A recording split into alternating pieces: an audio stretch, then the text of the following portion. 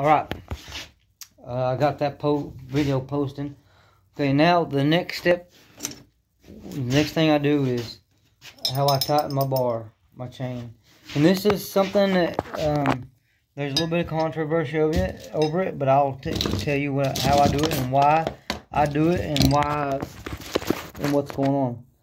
So what I do, I'll tighten the chain just till it touches the bar. I don't lift up on the nose till it just touches the bar. Okay, just like that. And then I'll snug it up. That's how I do it. And now, why I do it and why. You see, it's not really that tight. It's tight, but it's not like super duper crazy tight. Okay. This is what's going on whenever there's so many cons on why not to over tighten the chain or raise the bar. Okay. The manufacturer recommends you pulling the nose up on the bar and tighten the chain for this reason. The bar can and does raise up. And really it only does it whenever you're putting pressure on the saw. So manufacturers know, they sell millions of saws, literally millions of saws, and they know that 1 in 100,000 of those people can actually sharpen the saw. So to keep people from getting hurt, to keep the chain from loosening and kick and something happen where the customer gets hurt, well, they recommend you raising the bar. That way, if you're working it over, it doesn't really dull the saw. Because the average homeowner doesn't use the top of the bar to push the bar down. Most of them are cranking over on it because the saw is super duper dull and they're pushing on the saw to get it to cut. So that's why the manufacturer recommends to do that way. It's just, in general, homeowners do not know how to sharpen a saw. Even most professionals, I say professionals, most people who do it for a living don't really know how to sharpen a saw either. They just go through the motions and it works, you know. But look, I'm trying to help you know and do exactly what you're doing. I mean, I don't want no guesswork, no emotions. I want you to see and know and what's going on. So that's, you know, then you can call yourself a professional also. Okay. The biggest cause of bearing failure in a work saw is really the bar and chain maintenance. It has nothing to do with compression. You hear this talk about compression ruins bearings, which it's really not. People over tighten the chains, and what happens is, look, I build saws a lot. I build them just as much as everybody else. Maybe not as much as some, but more than others. Well, behind this is a 395. Behind this sprocket, there's a bearing back here. And whenever you tighten this chain, you got the sprocket here, and you tighten this chain, you're putting pressure on that bearing, and you raise this. Look, there's a lot of professionals raise the bar. You know what I mean? Because a lot of times the saw gets dull and they get dirty and they have to do what they got to do to finish the cut or whatever. So anyway, most people do raise the bar to cut, and at that point, the only thing that can happen is the chain get tighter. Like if you raise the bar, look, if you raise the bar and tighten it, and the bar moves down, the only thing that can happen is this chain is going to get tighter and put more pressure on that crank. So I don't put pressure on my saws at all. Whenever I'm cutting with a saw, I set it down on the wood, and I'll hold it right here, and I'll just squeeze the trigger and let it pull itself to the wood, because the saw will pull. The saw will pull up and down. Like if you're making an upcut, you don't have to put pressure on it. You kind of counter the weight of the saw, and when you get started, all you gotta do is just maintain a little pressure, and it will pull its way through the wood. That's how chains work. The saw actually, the tooth hits the wood, and then it kind of unseats from the bar, and then it planes through it, and then comes out. Then the next tooth does the same thing. The working corner hits it, it comes up, planes through, and then comes out. There's your chip. The little die, two little dives create your chip. So that's exactly how a saw or chain works. So whenever the saw is cutting, it's actually whenever the saw is sharp and it's cutting, it's actually unseating from the bar and pulling through the wood. It ain't, you know how people get flat spots on their bars and say, you know, I ruined bars. It's because the saws are dull and they're putting pressure. They're pushing the bar into the chain to get it to go through the wood instead of it doing this and pulling itself through the wood. That's the difference. That's why people ruin bars. Look, I very rarely ever have to maintain a bar.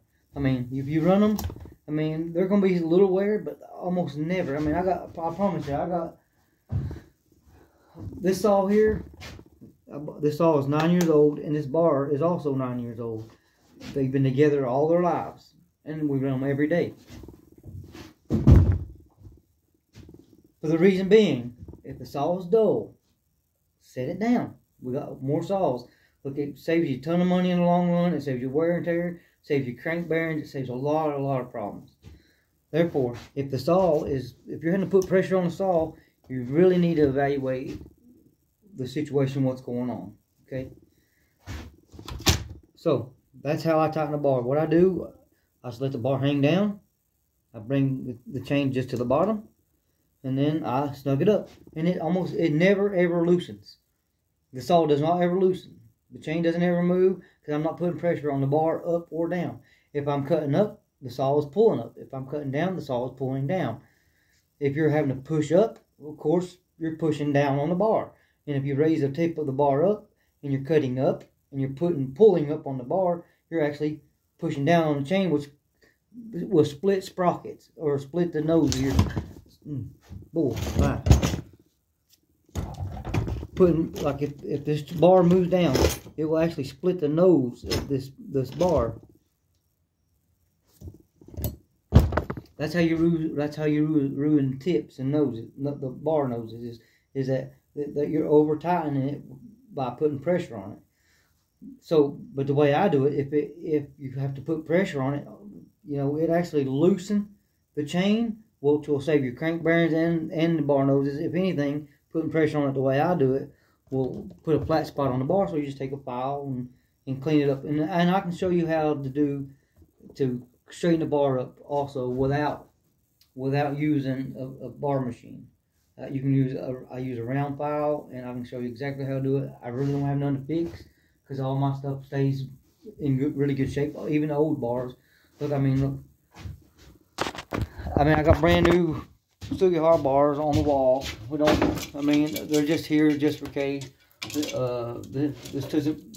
Tusamara bar, I don't know that's how you say it, but this bar is probably 8 years old. We just took it off because we put a new Sugihara bar. No, actually, one of these Husqvarna lightweight bars. We put one of these on our other saw just so it'll look nicer, because they're actually the same as these two. They're actually the same, pretty much the same. The Husqvarna and Sugihara, actually the same thing. But anyway, that's neither here nor there. But pretty much that's just it on how to tighten a bar and chain and why. You definitely don't want to raise the tip. You raise the tip because the manufacturer recommends it that way, because most people don't know how to sharpen a saw. And people can get hurt. Therefore, there's so many more pros than cons to leaving it, just bringing it to the bottom of the bar. I mean, you're not putting no wear and tear on your crank or your sprocket or your nose sprocket or tip. So just let the saw do its job and cut. If you please let the saw do its job and cut, and just realize, just make yourself go back to the drawing board and work on your fine tuning. And then back to the fine tuning. Look, if your saw is cutting really good, 11 grand, as far as how to fine tune. Look, it's okay to go and put another 5 thousandths on that to see if it'll still. That's how you tune it. Is if it's cutting 11 grand and it's cutting good. Well, I mean, you can go put another 5 thousandths on it to see if it'll stay in it. Whenever it starts dropping down below the RPM range you wanted to stay in, that's where you stop. That's a sweet point. You know what I'm saying? So if it's 10, 5, 11,000, then you put another 5 thousandths on it, and it's all kind of slows down a little bit. Then you really then you kind of know where you're at. You know, 1 full stroke or 25 thousandths, then a half stroke, or you know, raker gauge and then a half stroke. You know what I mean? That's how you fine tune it. Then on the top plate angle,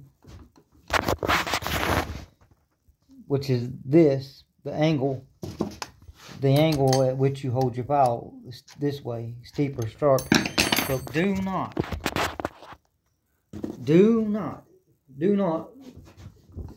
steep an angle this way. Your saw will not cut. I mean, it'll be sharp, but this thing will dagger into the woods, and it will hang up and bog up and hang up. And look, I've ripped teeth plumb off of chains because this thing just daggers in the wood. Like a ripping chain for a sawmill, they're almost flat. You know, there's nowhere near as much daggering in it. So, you know, just stick as close to the factory recommendations as you can. I mean, it's look, try it. You know what I'm saying? Just try it. If you steep in that angle, your saw is not going to be happy, and neither are you. I mean, especially if you're on a job working, you'll be very unhappy with yourself. So stick to the angle that they recommend, because it's a perfect planing angle. You know what I mean? It's a perfect. I mean, because it's kind of shaven is what it's doing. It's moving through it at a perfect shaven angle. If that makes any sense, and it may not, which if it doesn't, that's okay, because I mean, I don't always know the exact words to use to make you understand, because everybody has different vocabularies from here to California to British Columbia to, you know. So there you go. Let's see where we're at. 12 minutes. Oh, Lord have mercy. I definitely can't do that.